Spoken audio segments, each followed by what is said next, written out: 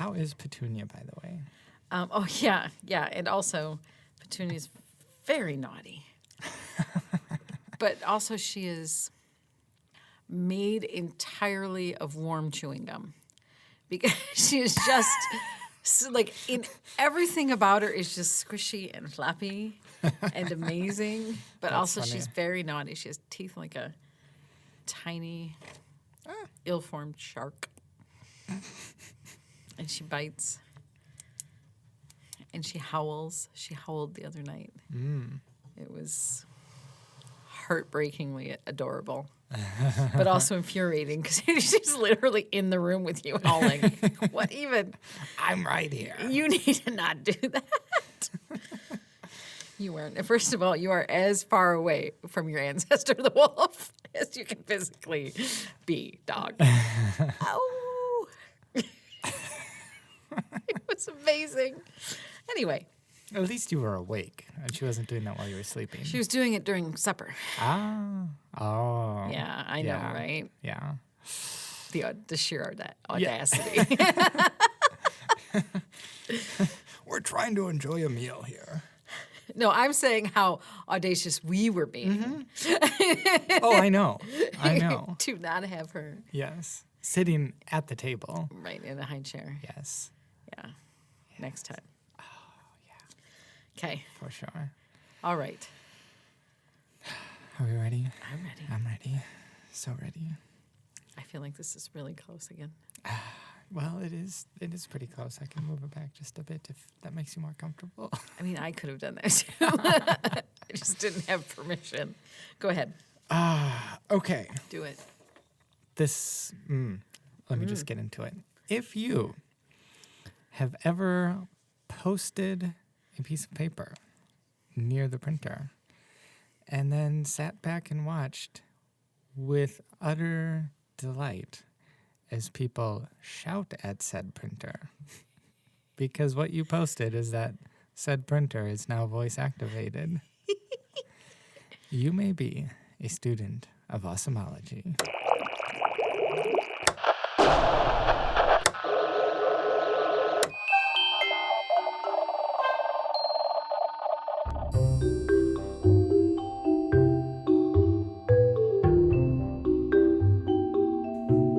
Or the actual devil.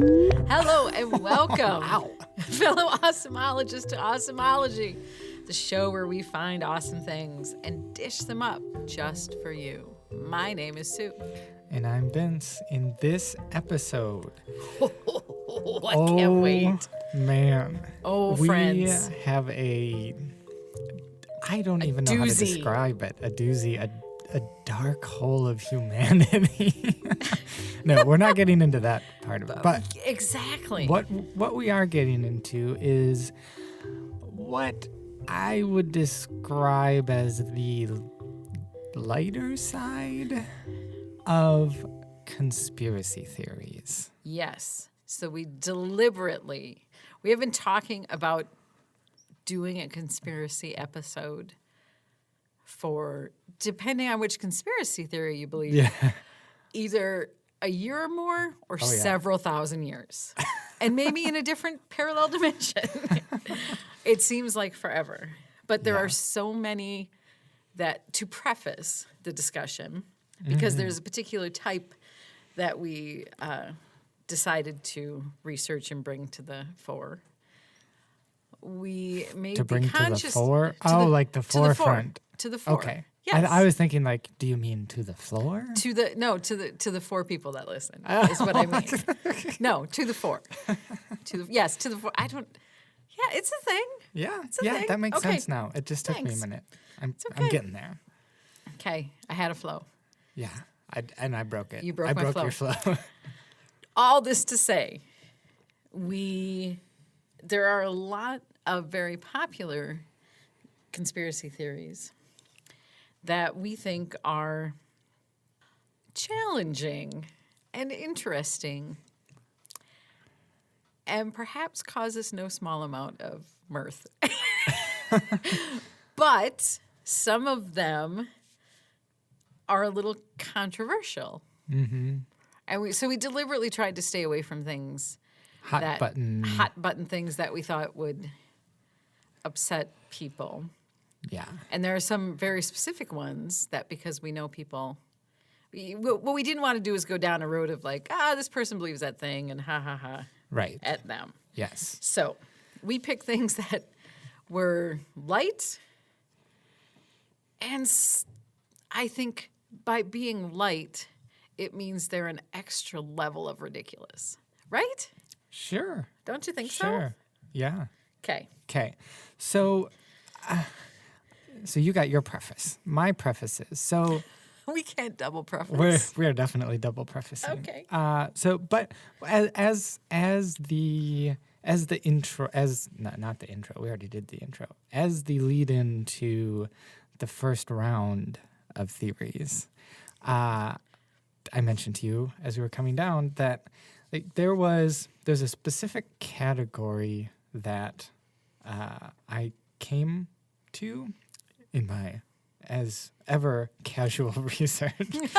But specifically because conspiracy theories, it's just so broad. Literally, there are a metric ton of conspiracy theories. So it's like, how do you narrow down and pick? So what I thought is, well, what theories would come out of the 90s, the era that I grew up in, right?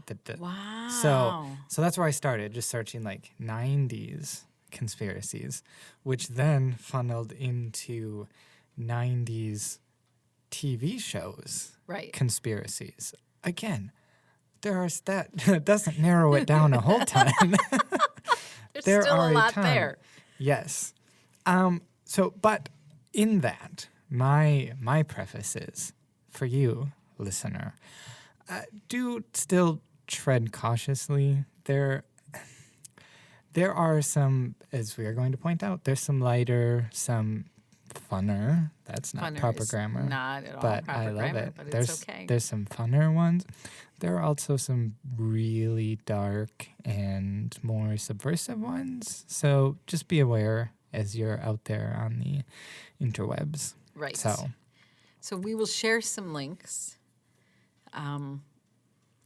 along with the podcast to some of our quote unquote research. A couple of things, as long as we are disclaimering up front, those links are not all safe for work. And some of them lead you into a hole that you will never get out of. You will just end up going from YouTube video to YouTube video. yeah, I don't think any of the links that I'll share have like. It's hard because some of them run the entire gamut of really, really dark and Right. subversive to really fun. So I think the ones that I'll share are just more on the lighter side, but just in case. Yes. Please. What we want you to know is once you start, it's very hard to stop. Yeah, oh my goodness. Yeah, that's true. It was just like We don't know if we're ever going to get out of it. the entire time, it was the 11th hour when I had to be like, okay, I need to pick something because it was less like deep dive on one thing and just like this thing and this thing and this thing and this thing and also this thing. It was Right. just fascinating. So things you will not hear. Moon landing being faked by Stanley Kubrick specifically.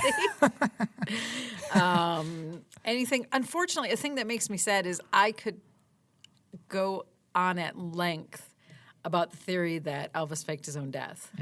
That's a personal favorite of mine. I chose to let it Okay. go because I think that one's a little played out. But sure. what else will they not hear? Things that are politically charged. Right. Yeah. Anything that Oliver Stone has already made a movie about, we're not going to touch on that. We'll just move on. Right. Okay? You ready Now- to start? Yeah. So ready to start. Okay. So who's starting? You want me to start? Do You go wanna ahead and start. Okay. But you're first on the list. Technically, yes. So, first one, a pastime favorite movie of mine. Pretty much any Disney movie is the the golden age of Disney movies is what we grew up in, right? Maybe. It feels okay. like it. Okay. So that's what I'm clinging to. But Okay. Aladdin being one of those. And the theory is that Aladdin actually takes place in the future.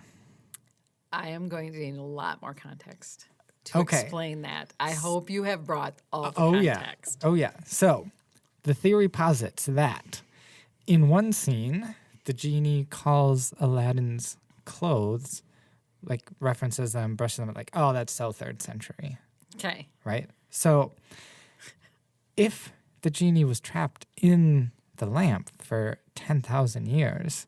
Because, it'll give you such a crick in the neck. Yeah. So he wouldn't have any way of knowing what the trends were while he was in there. Right. So therefore, if the last time he was not trapped in the lamp was during the 3rd century, Okay. then if he spent 10,000 years in the lamp, it would have to be at least the year 10,300. My brain just exploded. At least the year 10,300. At least. Yeah. Right. Okay. Wow. Think about it. So it's in the future. Yeah. So it would be, the theory would go, it is actually a post-apocalyptic world Okay. in which only Arabic and maybe some of the Greek culture survived. Okay. And so far down the road that the name Arabia has devolved into Agrabah. Wow. Okay. Like I said, think about it. And this and this would also explain. I'm trying to think of all of the different characters that Robin Williams' Genie does. I can only remember Jack Nicholson. I am sure there are more. So that would explain. So that happened, right? So those people had already existed rather than being people in the future. So that's why he could do, also, it's a cartoon and it's fictional, but that would be why he could do impressions of people because they were long dead. Yeah. They weren't in the future. Right. But also he's magical. Yeah. So Yeah. we got that. Got that going for us. Yeah. Boom. Boom. I love it. Can we pause a second? Sure.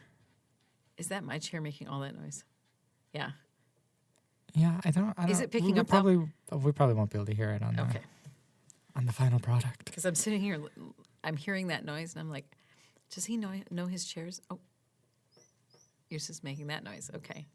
So yours is a cheapy That sounds noise. like, I don't know what. It's like a little cheapy birdie. Yeah. Yeah. Little birdie.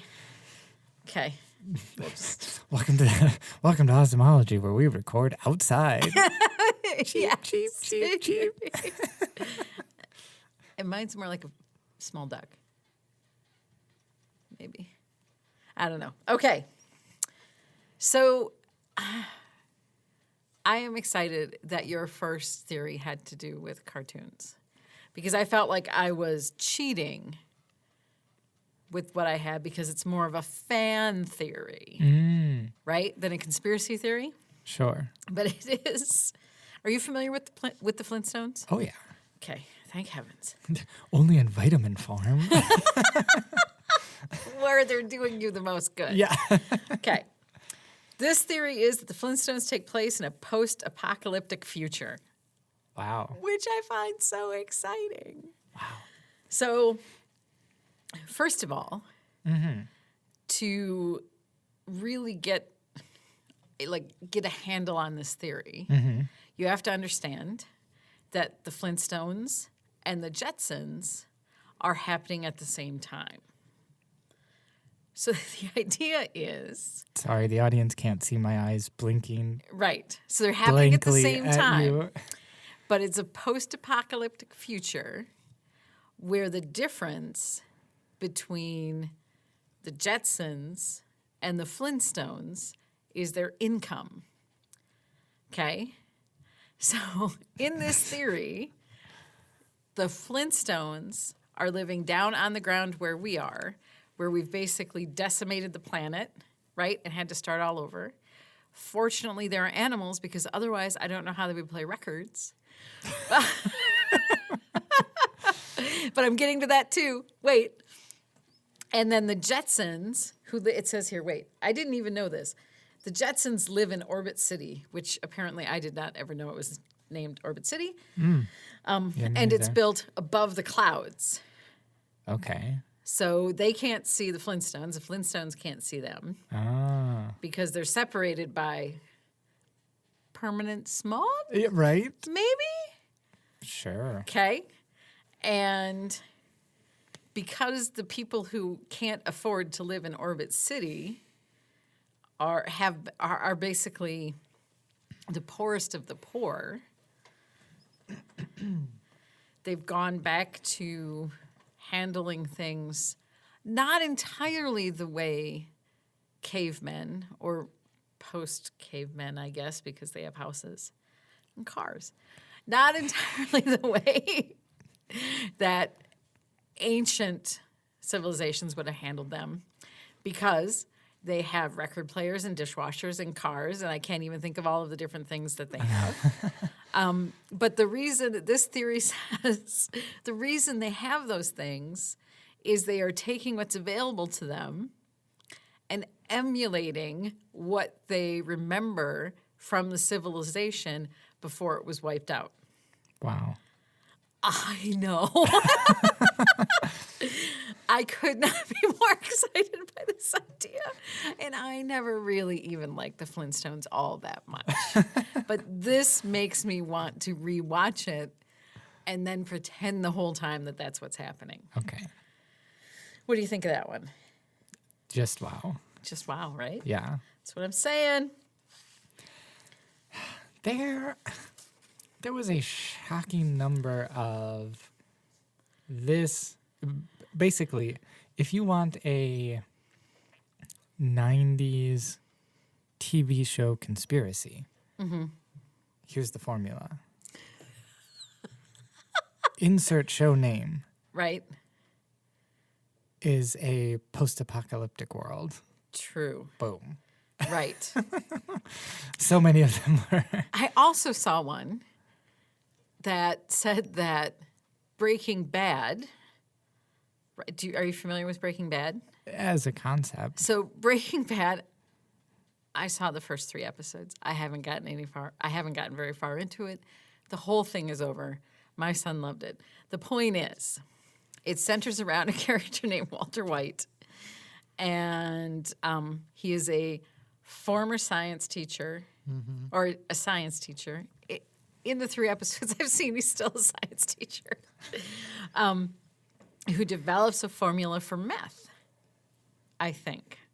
Something like Maybe that. drugs of some type. I need to pay more attention. You And- actually watched it.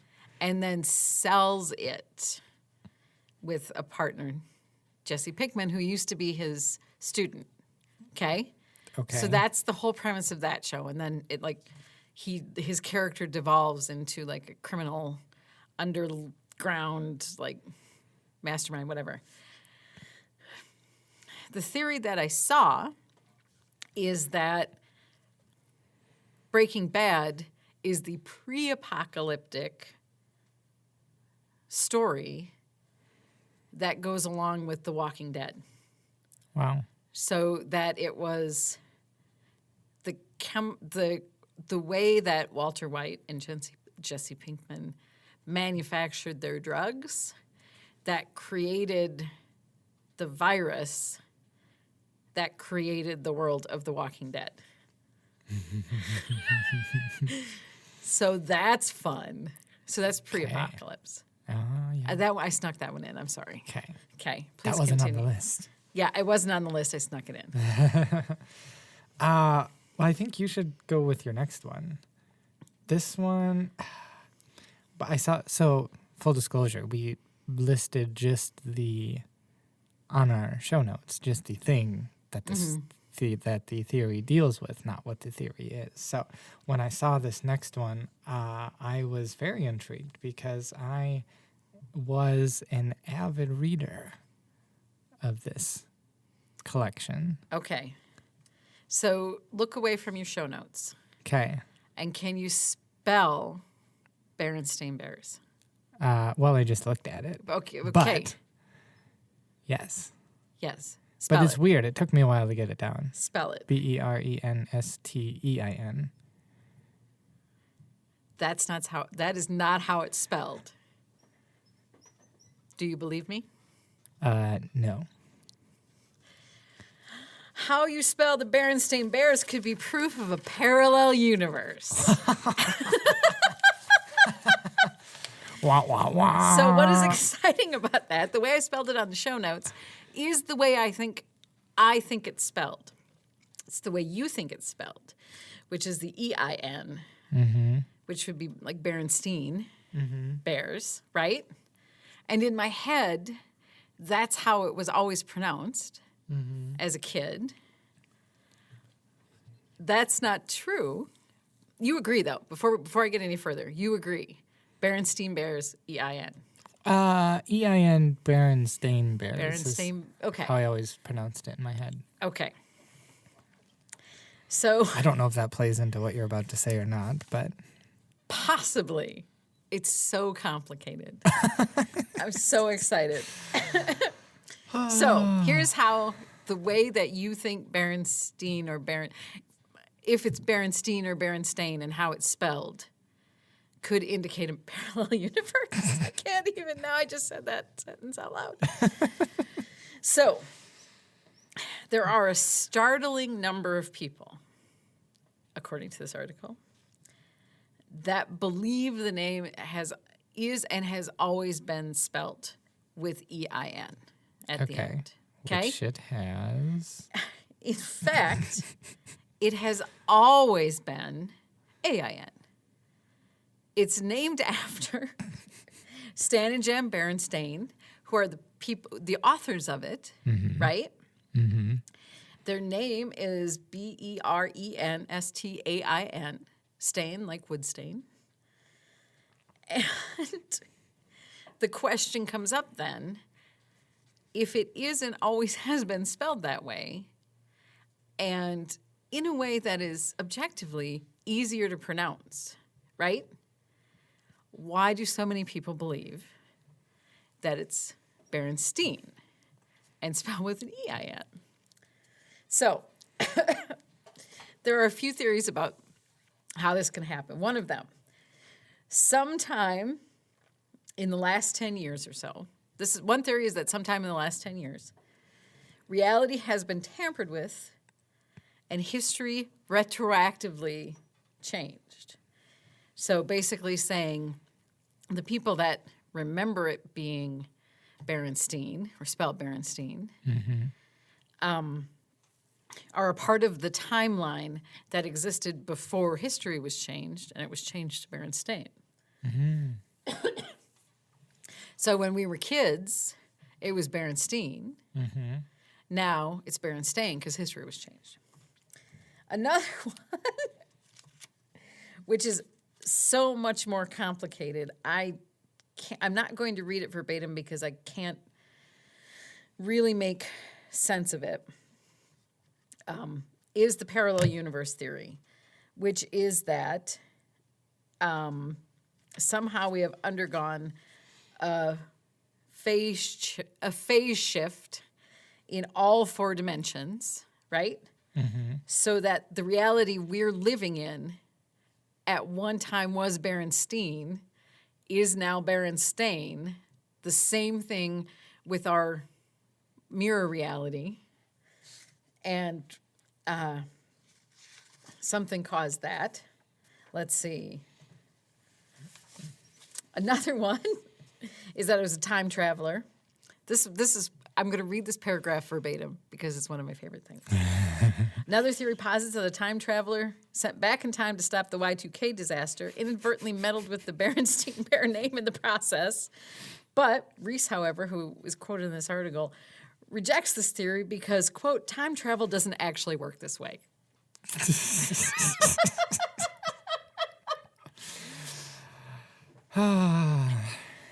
Okay. But let me also blow your mind. It's already been blown. I know. Let me continue. This whole thing falls under the category of examples of a phenomenon that people call the Mandela effect. Okay? In which a large group of people misremember the same detail. For example, are you familiar with Nelson Mandela? Yeah. Do you know what happened to Nelson Mandela? No. Okay. So he was a civil rights leader in South Africa. He protested apartheid. He went to jail. Okay? Okay. There are people who are absolutely certain that Nelson Mandela passed away while he was in jail in the 80s. In fact, he left jail and was president for a while. But even people who can see that is an actual fact, he's passed away now. But even though we experienced that in our lifetimes, there are people who, if you ask them, their first answer would be that he died while he was in jail in the 80s. See, that part I didn't know. Yes. So people think that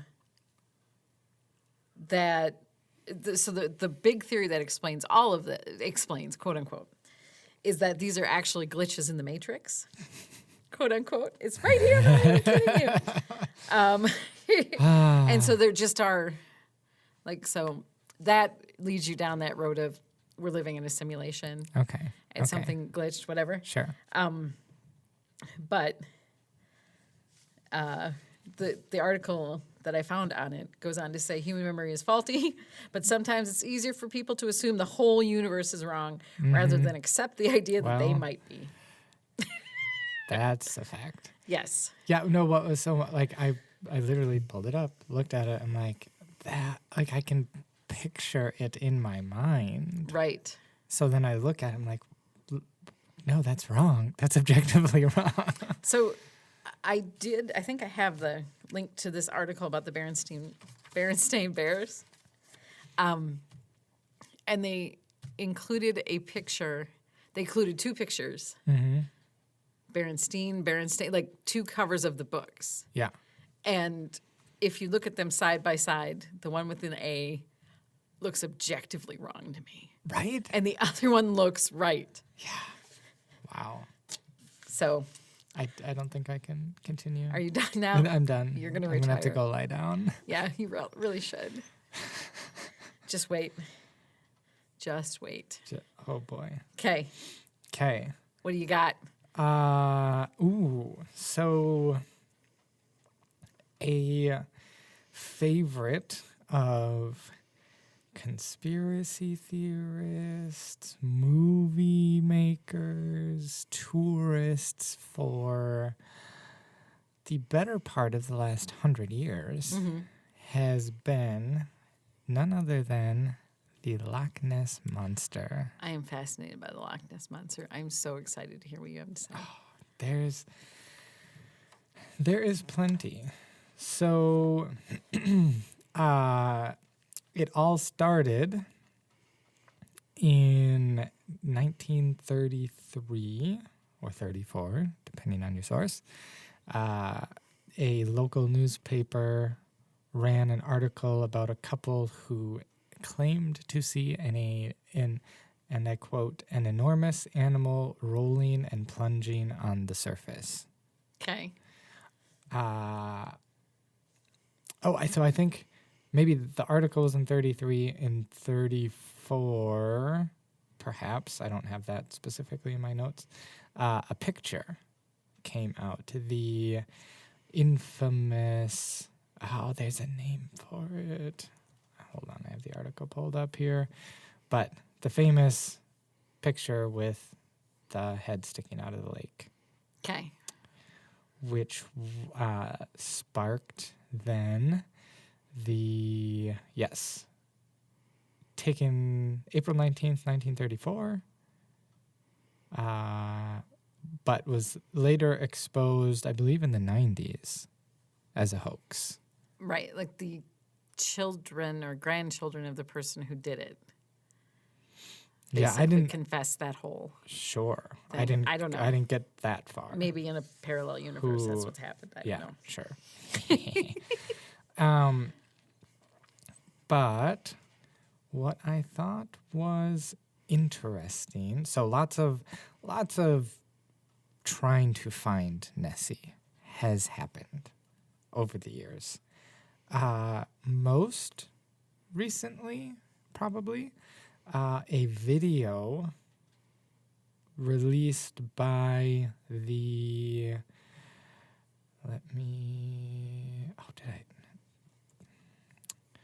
I closed the link, but let me pull it up here again. A video released by the something or other board. The something or other board? Okay. Let me find it here. I will just keep talking. The Ness District Salmon Fishery Board. Okay. So it is, maybe I'll show it to you here. It is a 28-second video. Here, I'll turn my computer around. And after I close the ad, it is a underwater camera, stationary. So on the bottom, I don't know on what part of the lock. And then if you watch, they play the clip over and over again. Like, right there. Very long. Just turn your computer. Eel-like thing. So if you watch, right there it is. Okay. Very faded. We'll include the link so you can watch for yourself. But hard to see, nothing distinguishable, but sort of rekindled all of the Loch Ness truthers? Is that what? Yeah. Sure. Something like that. There was a guy in particular, a Nessie hunter, as they call it. So the most dedicated finally concluded in 2015 that it was probably that what is thought of as the Loch Ness Monster, he suspects is a Wells catfish, which apparently is a native European catfish that could grow up to 13 feet long. Wow. Which is a big fish. That's a big fish. Yeah. So. That's a shark-sized fish. Yeah. Yeah. Now, this hunter, and I will quote, Steve Feltham, who gave up his girlfriend, house, and job in southwest England in 1991 to spend his life looking for the Loch Ness Monster, believes he has solved the mystery behind its many sightings. Before you continue, can I just say, by means of editorial, if that's a choice he made, he did not give up his girlfriend. Wow. If Sick burn. If anything, that girl just left. He wasn't like, I guess I have to leave you. And she wasn't like, oh, no, don't. She was like, yes, I guess you do. Please continue. Yeah, that was the end of the quote. Oh, so okay. So he, after 15 years, concluded it was, more, what was it? Math. I can do math. In 91, the article came out in 2015. But I don't know when his conclusion was officially. Okay. But so he spent a good long time at it. Good long time. So. His girlfriend married someone else. Catfish. Was probably very happy. Sure. Yeah. Sure. So I thought it's not, well, it depends on how you classify conspiracy theory. It is more a theory that is well loved by conspiracy theorists. Than an actually. Because a conspiracy theory and some of the other things we're talking about, I guess, aren't technically, like, it doesn't cover something up. So if you define a conspiracy theory as a theory that is something is the way it is because it is covering up Right. some usually ill-willed motive. Right. So what if I told you that one of the conspiracy theories around the Loch Ness Monster is that because Loch Ness, it's very, so here's something I know. I know a shocking amount about the Loch Ness Monster. Ooh, enlighten us. A thing that I know is that Loch Ness is one of the deepest inland lochs Yeah, in the region. It's extremely deep. which makes sense And- because it is some of the local officials say don't swim in there because Right. it's absolutely frigid, Right. like So 41-degree water Yes. all year round. and it is either connected, I think it's connected underground to the ocean. Ooh, So, that's fun. I didn't know that. right. So it's very deep. There's a connection to the ocean. And so what if I told you one of the conspiracy theories was that actually, because it was so deep, the government was hiding, people's theory is that the government is hiding like a facility, right, in the bottom of Loch Ness, that Nessie is actually a result of genetic mutation. So is it like an underwater nuclear testing site?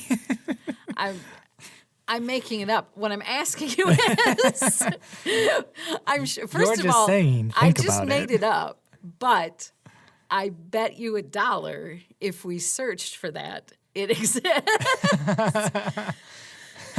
I mean, I'm good at making up conspiracy theories, but they're not original. I'm only good at them because there's a formula. Right? Yes. Yes. So Yes. that would make it a conspiracy theory, though. Mm-hmm. Right. So the theory is insert place that is difficult to examine or Right.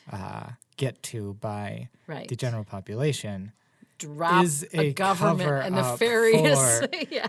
Insert nefarious government activity. Right. Boom. That is the exact Yes. sequence. Okay. Yeah. Fair enough. True story. So let me tell you something. I have been fascinated by Nessie. As you were talking, I was remembering, I had a memory. You triggered a beautiful, fun little memory for me. I don't know what grade I was in, but we had to do an essay. And I was out of my mind excited to do an essay about the Loch Ness Monster. Nice. I was, in fact, so excited, but also so unable to have access to the technology where I could include pictures of the actual, like images from the actual picture evidence, that I drew them. So Well, as it turns out, so did they. I remember being absolutely positive that I was going to get at least an A+. Because I mean, kudos to you on the self-confidence. yes, because I knew I was the only one in my class who hand drew the images on there to make their essay better. And what grade did you get? I probably a C because I don't spell very well. okay. I am two things. I am enthusiastic and not much of a speller. So you do not As do it turns well on out- essays. As it turns out, when the jury asks for photographic evidence, they don't accept hand-drawn pictures. A 9-year-old drawing a picture of a fin. No, it's true. It's true. I was robbed. It was Definitely robbed. It was a great essay if I had just learned how to spell. Well, barring the nefarious government activity, another way I thought you could spin that into a more bona fide conspiracy is that it was that the whole conceit of a Loch Ness monster was a ploy of the local governance to drive tourism. Right, the tourist board. Yeah. Yeah. Yeah. Oh, lad. Have you seen our Loch Ness monster? You should stop over, stay in the hotel, drink in the pub. Keep your eyes peeled, laddies. Yeah. I'm just here. Did you need to buy some binoculars or a raincoat? I can see that. They're thrifty people, the Scottish. Hey. I don't even begrudge them that.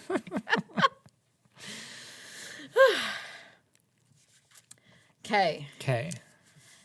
I have mine in the wrong order because the next one I want to talk about, it doesn't matter. Nobody knows. Nobody can see our notes. Why did I even bring it up?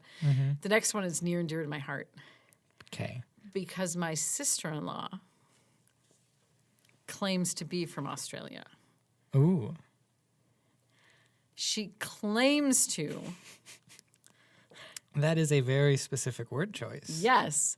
Have actually moved here to get married. She lives here now. They live near Portland. But she claims to have moved here from Australia 3 or 4 years ago. Okay. To get married. Now she exists. I have met her. But there are people I have. Or is she just a figment of your imagining? I'll tell you what. She the if ultimate? She is she the ultimate Mandela? right. If she is, it wouldn't surprise me because the first time I met her, they were on their way to. It was before they got married, and they were on their way actually to a family reunion here in Wisconsin.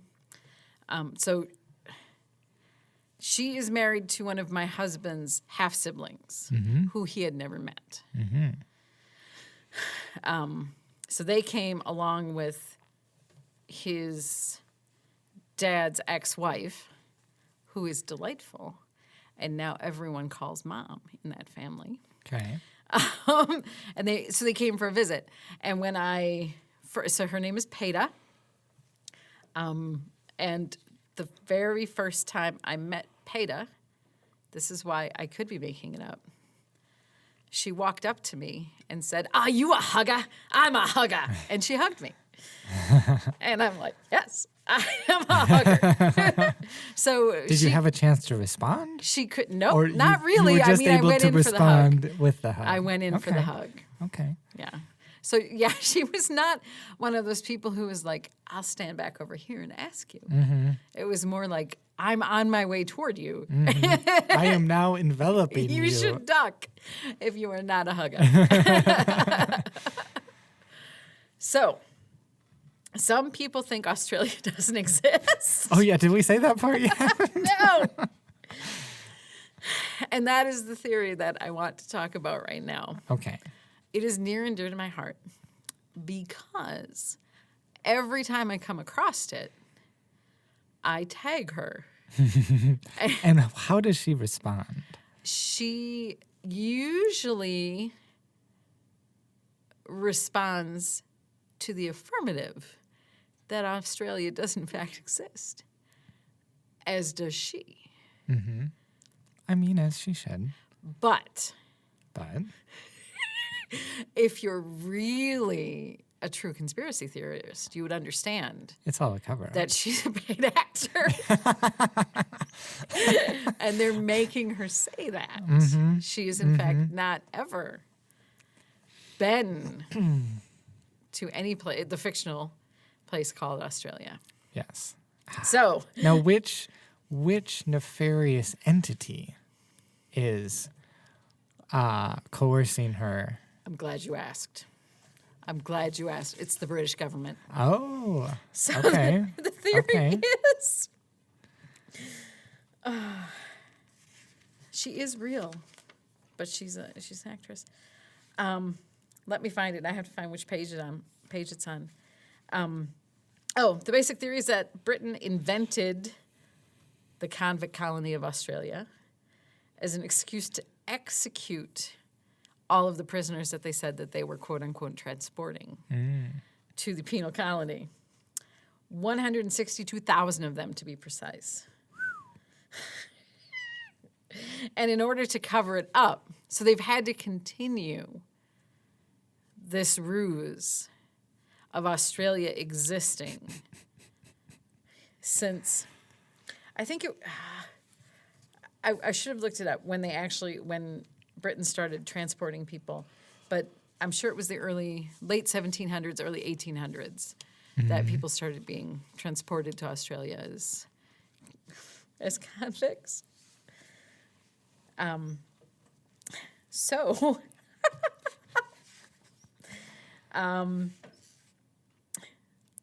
it goes, okay, so the author of the theory is a Swedish Facebook user named Shelley Florid. Nope.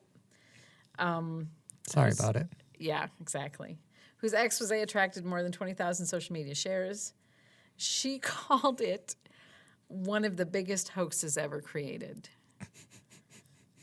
which is a pretty bold, which makes you wonder if saying that an entire continent and all of its people doesn't exist isn't the biggest hoax. What exactly? What's topping that? Yeah. What's the next one? Yeah. Where do you even go from You there? don't even know. It's so big. She says that the things you call quote unquote proof, for example, the existence of my sister-in-law, Wow. are well fabricated lies. I mean, how do you explain traveling there? I'm glad you asked. Of course you are. Today, everyone is in on the prank, it says, right down to airline pilots who are ferrying the tourists to decoy islands and the actors playing the part like some real-life version of The Truman Show. Before you said that, deep, bro. when I said, where are they going, The Truman Show is exactly what came into my mind. Yes. Yes. Okay. So, I mean, I'm keeping an eye on it. I hope for my husband's family's sake, she is actually who she says she is. But like at this point, when are we gonna have her on the podcast? the evidence That's what I is want to know. overwhelming Yeah. that she doesn't exist. We need to conduct our own investigation. Right. But really, we should have her on the podcast. So I'm glad you say that because I really thought about it too. I just couldn't figure out exactly how to. We don't have to question her country of origin. Oh, yes, we do. Sorry, I haven't met you before. Yeah, I'm not sure you understand who you're working with at this juncture. Okay, so that wasn't even my biggest one, but you go Right. next. Okay. Well, okay. Which one? So this one became near and dear to my heart. So this theory, this is my last one. This is a theory that involves the main character on a show called Murder, She Wrote, which you are familiar with. I am familiar, very familiar. You know who else is very familiar with Murder, She Wrote? Jimmy from Chicago. Oh, Jimmy. It's Of course a he is. favorite of his. Of course he is. So that's two. Peta, open invitation to the podcast. Jimmy, open invitation to the podcast. There. If you want to discuss either one of these things. Yes. Or both. Maybe Or- both come at the same ooh, time. I don't know if ooh. she's ever seen Murder, She Wrote. Oh, well, I don't want to bury a long tease, but I am aware of a connection that Jimmy has to another segment that we discussed earlier in The Walking Dead. Yes. So Jimmy has a connection Yeah. that we need to discuss on the podcast. Right. So, boom. Yeah. So we're hanging on to that. All right. Yep. We're putting a big thumbtack in that. Right. It's a How's nail. that for a tease? It's a railroad tie. So A theory involved. So, for those who do not know, Murder, She Wrote is a TV show, a murder mystery TV show in which Jessica Fletcher, the main character, is an author who writes mysteries, but then also solves mysteries IRL in real Right. life.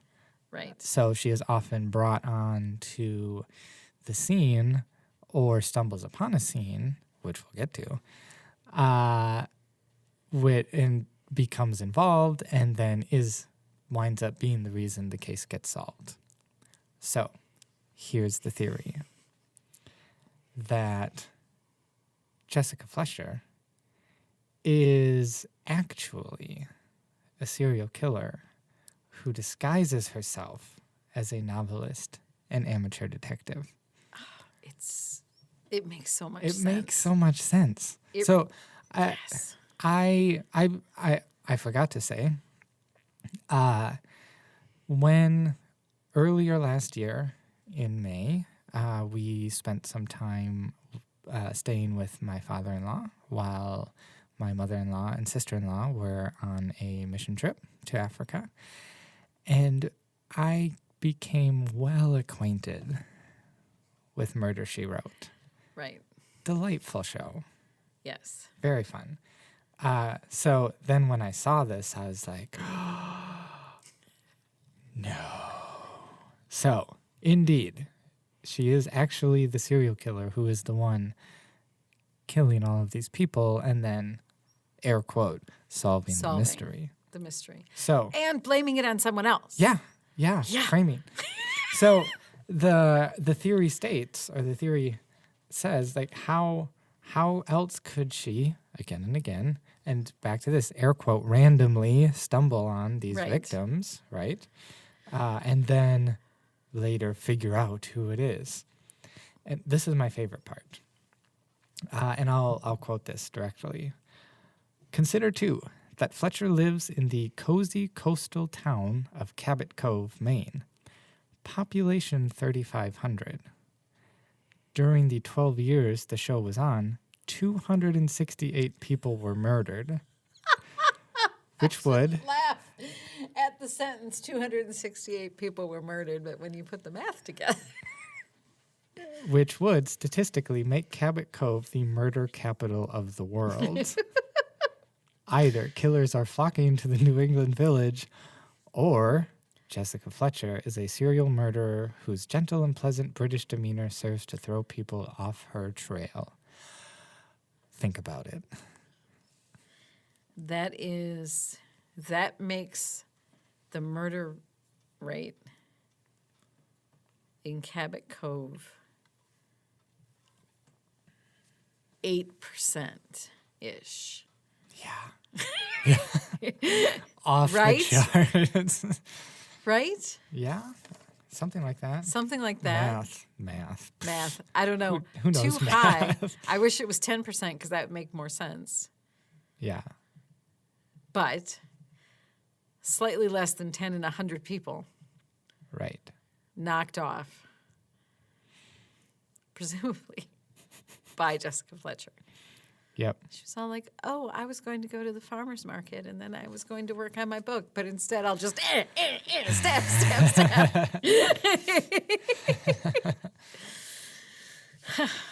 Well, and let me also posit that let me also posit the theory that we have applied to an actual real life horror author. Yes.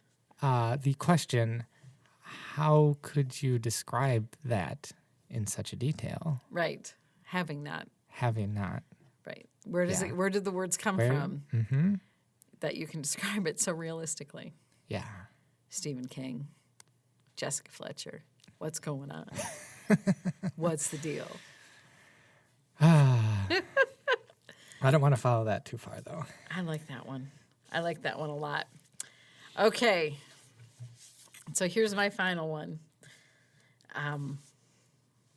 When we were talking when we were sort of pulling together the idea for the show, I mentioned in a 10-minute conversation maybe 68 times about the conspiracy theory that Nicolas Cage is a vampire. Uh-huh. So if I did not clearly signal my intention that that was going to be a thread I was going to pull at, I'm not even sure that you've ever met me. But just like any other thread, once you start pulling, you will be shocked at how long that thread is and how much of the garment it unravels. Yes. So there are sort of two different genres of this conspiracy theory that you can follow. One of them is that there are a group of celebrities who are merely immortal, right? Okay. So not necessarily scary. Right. Not necessary, right, but just they're here forever. They don't age. They don't age. Paul Rudd is one of them that comes immediately to mind. I scrolled through, again, to the point of the rabbit hole you end up on. I scrolled through no less than 5 different articles yesterday of just picture after picture after picture proving people like Halle Berry and I can't even think of any of the other, Tom Cruise, do not age. Okay. Right? Mm-hmm. So there's just the immortal theory. I mean, I don't want to drop CGI technology on them as well, but just saying. I mean, plastic surgery. Right. But that's not what we're here to do. But all we're of those, discussing the theory. But all of those are long lists of people showing, oh, they looked very young 10 years ago and they still look the same. Okay. Right? They don't even start to crack open the door of the vampire mythology, which includes pictures of people alongside pictures of historical people. Oh. That are absolute spitting images for each other. Wow. So I knew that Nicolas Cage was one of the, because I have seen the picture and I have it. So I have a whole bunch of pictures to show you. Oh, boy. I will include the dear. link that includes all of these. I picked my favorite. Okay. But this article has maybe 5 pages of person versus historical figure that they look like, right? Okay. So, therefore, stating that they are indeed the same person. They are the same person, and they are vampires. I gotcha. Now, are vampires the only mythical, immortal creature, being? I don't think so. Thing? I don't think so. But maybe they're the only one that colloquially we believe have such an extended lifespan. I think there are other mythical, immortal creatures that probably have longer lifespans, but not to the extent of a vampire, which the myth behind them is they live thousands of years or basically immortal. Okay. And also would have the form of a human. Right. Okay. So, yeah. There used to be a show on, now I can't remember the name of it. Doc loved to watch it. Every week they were fighting a different, like, mythical type creature, and it was always like popular culture has it named like werewolf, but there's this other actual name for it, and they were the stupidest names, and I hated that show. That's all I could say. He loved it, but it'd be like, oh, well, this person has all of the, like, this person has all of, like, is hiding that they have all of the qualities of, like, a wood fairy, right? But they wouldn't call it a wood fairy. They would call it, I don't know, a blue blot or something stupid. Okay. Anyway. This is not what we're dealing with. No. We are dealing with celebrities that are vampires. We're dealing with hard evidence. Hard evidence of celebrities. Are you ready for them? I'm going to hold them up. Here we go. Because I want you, I'm just going to go through the list of the ones I have. Okay. But then I'm going to share the whole article. Okay. And I'm only going to do this. It's not good radio. No, I know. But I'm going to do it because I want to see your face. Okay. Okay? Wait, I'm going to fold this in half. Wow. So we can start with Nicolas Cage. Yeah, that's definitely him on the left. I didn't know he had a beard and mustache. And who is that supposed to be on the right? Him. So that's him. That's him both times. Well, yeah, okay. Unfortunately, this article doesn't say who these other pictures are. Some of them are just old pictures. Oh, yes. Okay. Well, that is, the wonders of Compelling, Photoshop. right? Yeah. Okay. The next one, Keanu Reeves. See, it would be more compelling if there was if it labeled who it was. Okay. Supposed to be. But wait now. But, So, some of these, they just don't know the names Sure. of who those people are. Okay. However, But the they're- Keanu Reeves one they're actual is... photos of people, supposedly. I have another link that I'll be sharing to a website that is literally called Keanu Reeves is Immortal. And it posits that he was first, that we have quote-unquote proof that he was Charlemagne, Wow. and then he was this gentleman who was an actor in the 1800s. Oh, it just makes sense. Yeah. Yeah. Okay. I mean, okay. You're not buying Okay. it? You're not buying. Wait. Just wait. Don't give up. No, I'm. Here's a couple. Here's a I'm couple along from your for the favorite ride, movie. You ready friend. for this? Elijah Wood.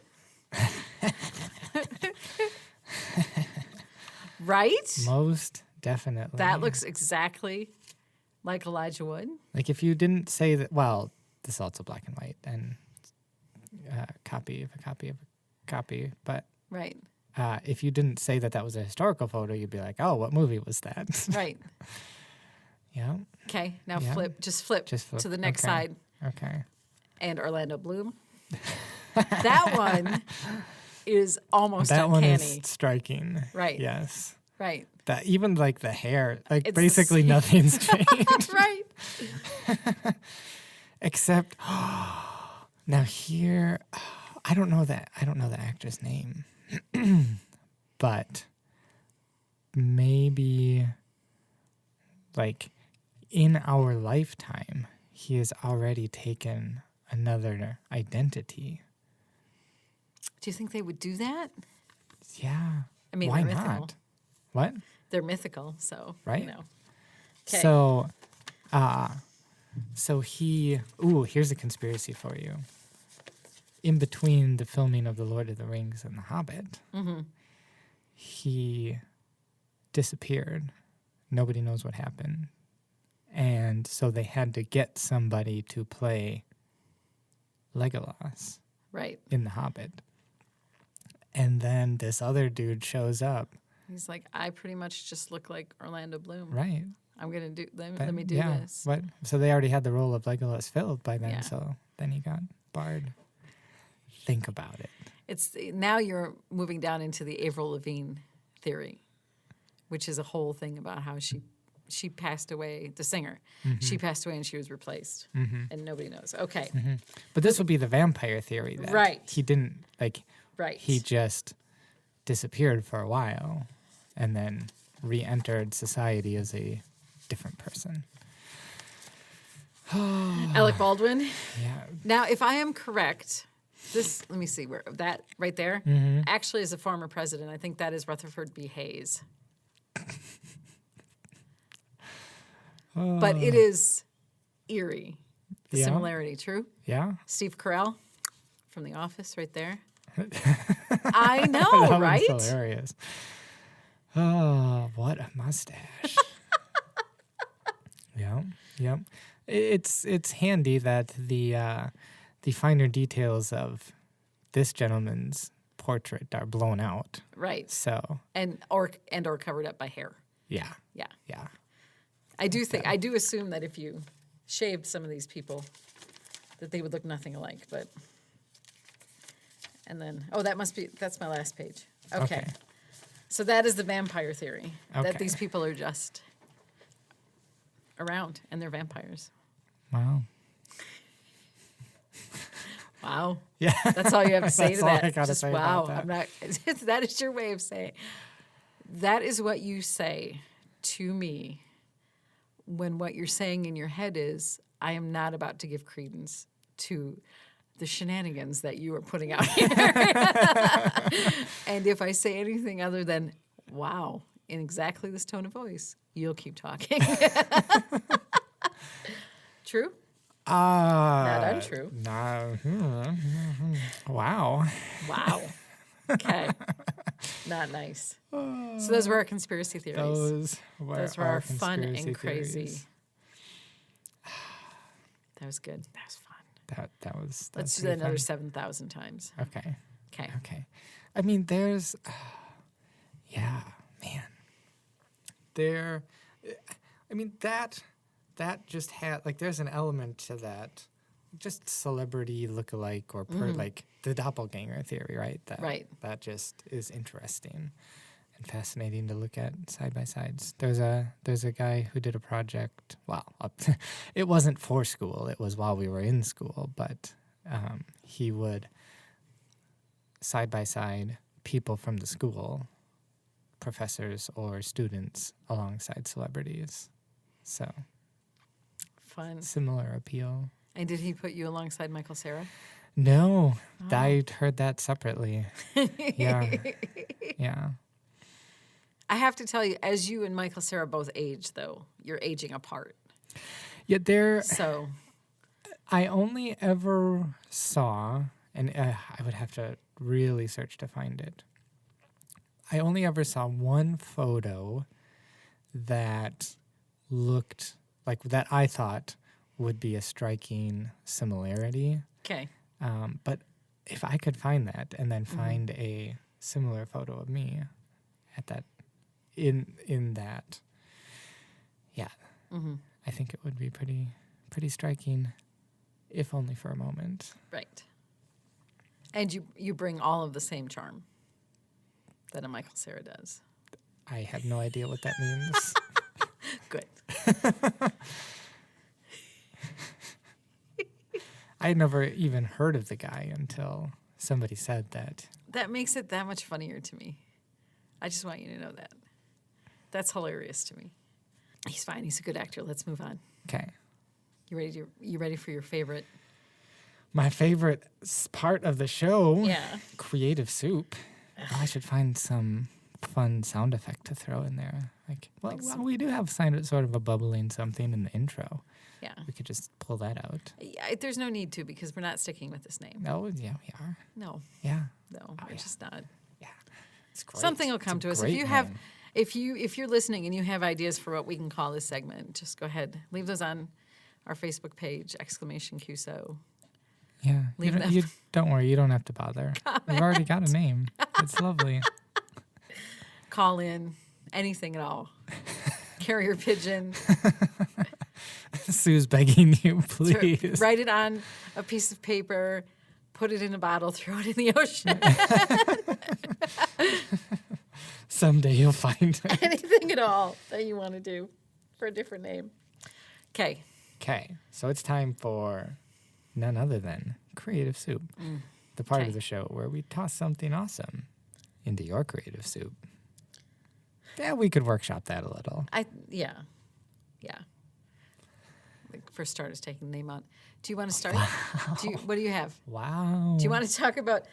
I think we should jointly talk about the Popcorners Okay. chips, Okay. Do you want to start with that? since we both experienced that. So, Vince suggested that we make a recommendation, and here. Oh, That's yeah. the sound of the bag. That's great. That they come in. So Just all of that. That was a good bag sound, actually. Thank you. I made that was Foley. Mm-hmm. It was not a bag at all. And I certainly didn't. I did not have to bring the bag down here to remind me what the name of the product It's actually was. a stack of celery. Right. Yeah. But it sounds so real. Yes. So our recommendation for a snack food, which you maybe didn't expect, listener, is a product called Popcorners. Hashtag not a sponsor. Hashtag not a sponsor. You just put those to me as I walked into your office to come down I literally here. forced you to try it. Yeah. So Twisted my arm. we went to Costco a couple of weeks ago, Ooh, and fancy night out. I know, right? And I happened to see a box of 60 bags of these Wow. for $8, maybe something like that. It was definitely under the $10 threshold because I don't buy. If it's over $10, you could have 1,000 in the box, and I still wouldn't buy it. Because there's something That's about crazy though. That's a really good deal. I know, right? And they come in that box that came in white cheddar, regular buttered popcorn, and then kettle corn. And You they have are to bring in a kettle corn. chips made out of popcorn. And I am obsessed with them because they are delicious. Now, please give us your review. So I ate a couple, and you done as you have now on the podcast. Before the podcast, you done blown my mind. It's true. Because what I said was, this is literally the best parts of popcorn without all the downsides Right. of popcorn. Without all of the foolishness Yeah. that goes around eating popcorn. Uh-huh. Yes. Uh-huh. They are soft-ish, but have a crisp. They're flavorful. Popcorners, try them. That's it. Mm-hmm. Okay. That's our ad. Yeah. Now let's get to real creative soup. What else you got? So I want to, this will hopefully be it will be a follow-up. This will be a follow-up. So Okay. something that will hopefully be awesome. So last weekend, what is today? Tuesday? Wednesday. Wednesday? It's Wednesday. Days. Right. Time. What is time? So last Saturday, you texted me a picture of an old camera and said, "Do you want this? It's $22." And I said, "Yeah." So you had left the store by the time I responded to you. You went back on Sunday, got it, brought it to me. Because I'm a good friend. Because you are a good friend. Thank you. Thank you. And then I paid you for it because I'm a good friend. Because you're a good friend. And so it is let me describe it since I cannot show it to you, friend, listener. It is a twin reflex camera. So if you have seen the older style cameras that have like two circles on top of each other, one above the other, it is that style. So the viewfinder comes out of the top circle, and then the bottom circle is the lens where the light will go in. And you look at it from the top. It's very cool. It was made, so they were made, we looked it up. It is a it is a Brownie reflex something or other. Mm-hmm. And they were Synchro, I think. Brownie reflex Synchro. That sounds right. They were in production, so there wasn't a date on the box or anything, but they were in production from 1940 to 1952. Now, that plays into a little bit. So what will hopefully turn into something awesome is that after I figured out how to open it, I pulled it open and I realized that there was a roll of film inside the camera. And not only was there a roll of film inside the camera, but that roll of film is entirely exposed already. Which means we have no idea what could possibly be on there. And so I found a place online that specifically says they process that style of film. It's not what what is common nowadays for it's a different style. A Kodak 127 to be exact. You said there's a shop in Appleton to check out as well. So have not yet, but will get that exposed. Developed. Developed. It's exposed already. You're going to get it developed. I have that in my mind. I have exposed in my mind. Yes. There are a lot of things that could happen. There are. So it's funny. So I want you to tell the audience the two things that you told me. And what's great about those two things is my wife said one of them and I thought the other. Okay. The two scenarios that I think that I want to happen. Number one is that as a result of developing that film, you are able to help either solve a murder or a missing persons case. That will just solve a very old crime. Yeah. Which is an exciting idea to me. Or number two, second scenario I'm hoping for, is that you will find out somehow that the person who shot those pictures, I mean, specifically what I'm thinking is that person is somehow related either to you or to me.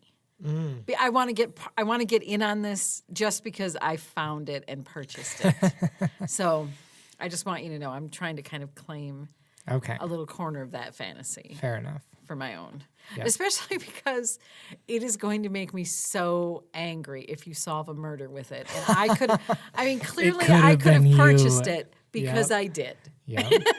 And not only that, but Doc told you to purchase it. Doc did tell me to buy it. And and you refused. Instead of buying it for myself, I bought it for you.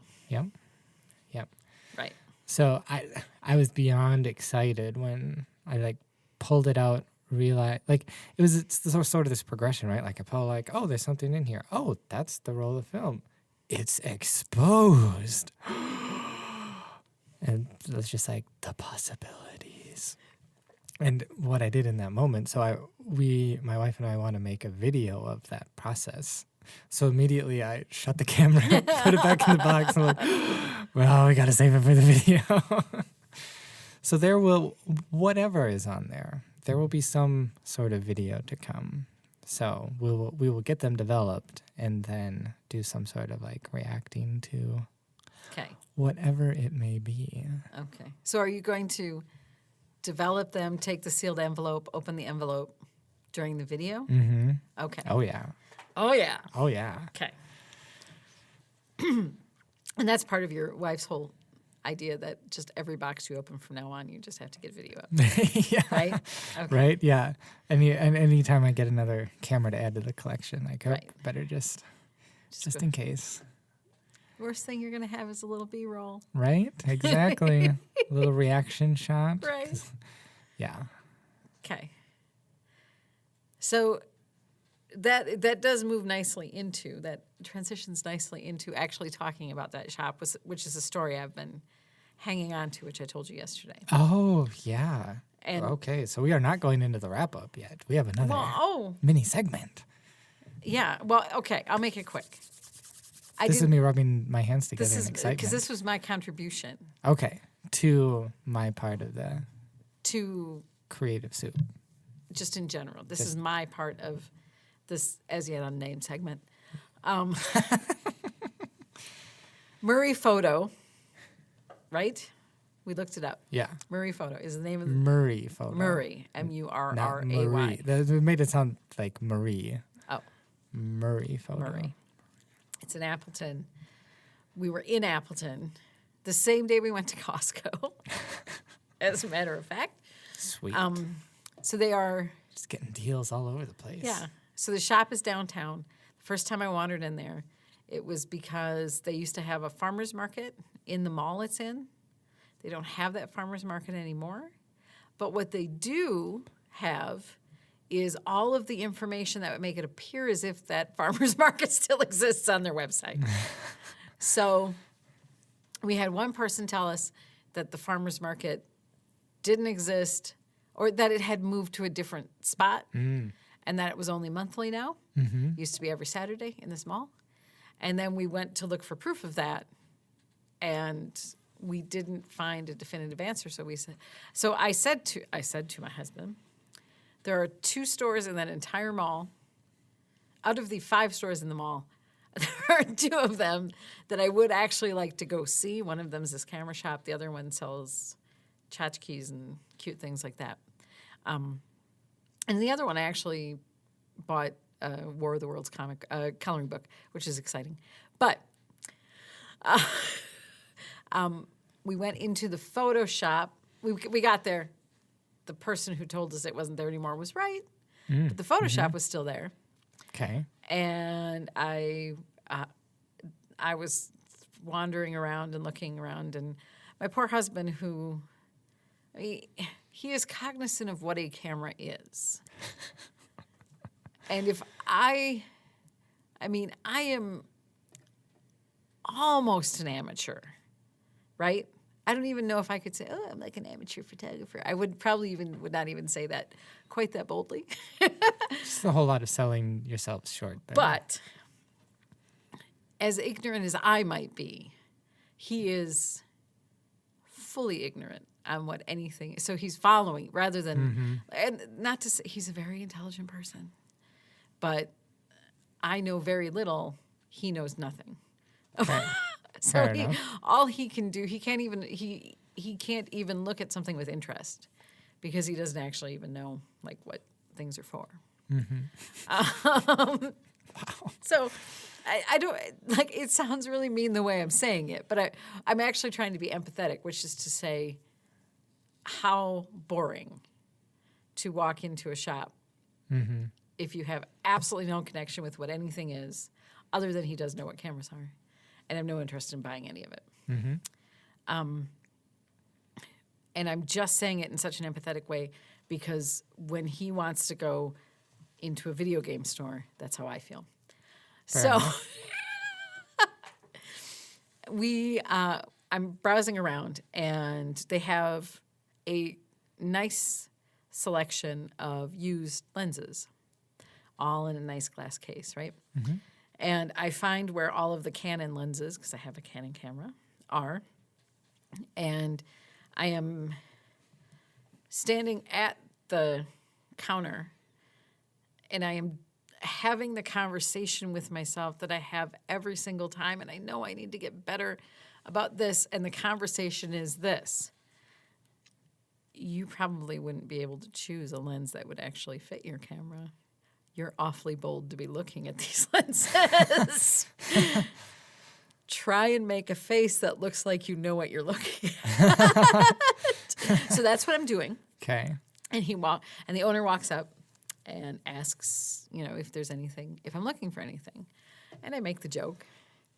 I'll just take everything on this top row, right?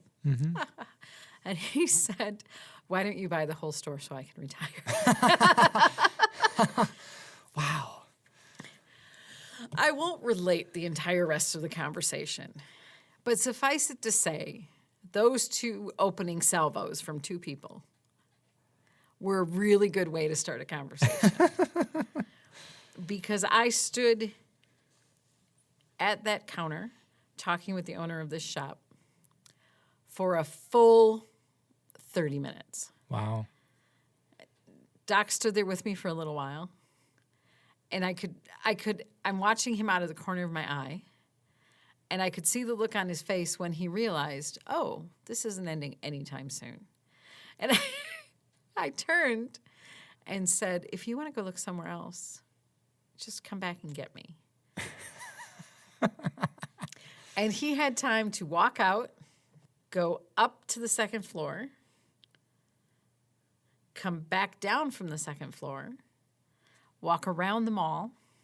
Now, there's not much in the mall, so it was mostly walking in hallways. But, and then... Make a full loop. Yes. Only and then, turning right. Right. Well, turning right, because that's what you do, because those are doom rolls. And then come back and stand outside the store and wait for me as I had the most interesting chat with this gentleman about what he thinks about digital cameras, what he thinks about online retailers, what some of the pitfalls of buying. Obviously, he is a proponent of buying things locally, obviously. But I was fascinated to learn some of his thoughts on the wide availability of camera equipment and online, and how, number one, the fact that online retailers can sell things, could, up until the laws around sales tax changed, could sell things at a tiny margin lower. Sure. Meant that he lost out on a lot of business. Yeah. And also meant that a lot of photography equipment that people weren't capable of handling and were never going to use got into the hands of people because they could buy it online without going into a store and being asked any questions and realizing that they were buying a $4,000 camera, which they didn't need because they were never going to take $4,000 camera pictures. Right. Yeah. Yeah. And then they could come into his store afterwards and say, I bought this stupid camera online and it doesn't work. And he could learn that it's because they bought a $4,000 camera and didn't know how to use it. Yeah. It was a fascinating conversation. Yeah. So this really, without getting into any more details of the conversation, my recommendation is, and this is actually a thing I learned from my dad, that if you are interested in something, because this is my dad's theory with old cars, if you are interested in something, try to strike up a conversation with someone who has something to say about it, and a lot to say about it. And if they are excited to talk about it, you will learn a ton. Nice. So what my dad will do, I just learned this, is if he sees, because he's, as I think I've mentioned on here, restores old cars, antique cars. If he sees someone with antique cars or maybe like a big garage and he can tell that they have cars outside or something like that, and he sees that person outside their house, he will just stop and talk to them. Wow. I know.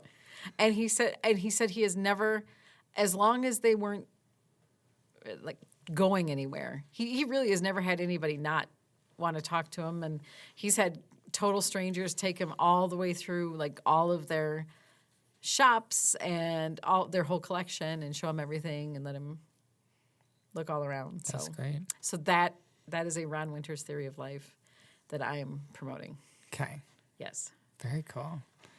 It's a long way to get there, but there it is. Yeah, there it is. Ta-da! Jazz hands. Jazz hands. Now we can wrap up. Okay. You wanted to wrap up 45 minutes ago, but here we are. We started early and we have still managed to go overtime. Have we really? It's a talent. It's bad. Okay, so then we'll do the wrap up, which is all of the links to our comprehensive research. Oh, P.S. One of the things I saw as I was looking for these is that Wikipedia itself is a conspiracy. So I know. Wow. But we will include all the links to our research, even if it's Wikipedia, on our blog, exclamationqso.com/blog. Reminder, you can find us on anchor.fm. Just look for Awesomeology. AWSOMOLOGY. No E in awesome. Correct. Is what I'm trying to say. Yep. Or iTunes. We spell good. Right, because we so good at spell. Apple Podcasts, Spotify, or your favorite podcasting app. You can hear all of our episodes. And certainly do go back and listen to our back catalog of The Simplicity Show. We should plug that every so often because we put a lot of work into that. Yeah. Yeah. Okay. All of that. Do it. Thank you, listeners, friends, for tuning in. Tell us about your favorite fun conspiracy theory. This is Sue and Vince, reminding you that life's awesome if you make it awesome. We'll see you next time.